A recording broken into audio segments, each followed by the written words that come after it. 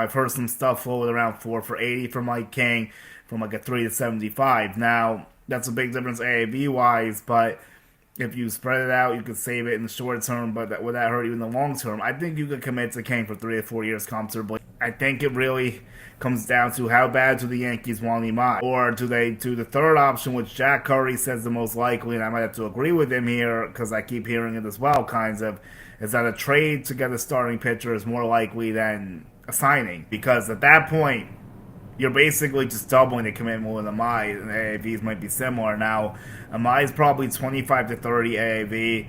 Could you give him a 6-year for 180? Maybe. Could you give him 5 for 150? That might be too low. Maybe maxes out around the Cease deal at 200, like 7 years. For 210, like Cease, maybe 211 just to beat him. But I think that's a decent point because Imai is probably like a 5 to 7 year commitment.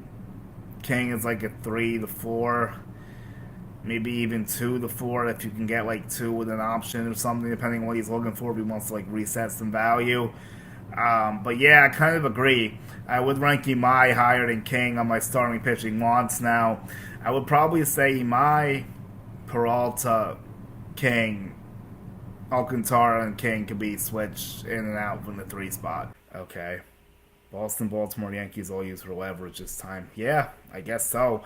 I had no idea the Padres were even going to try to get him back. Mark Feinsand on the job.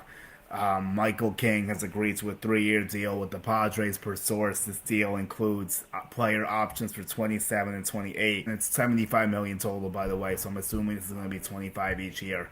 So now the situation comes together with King and the Padres, which no one really saw coming. They weren't even like rumored in it.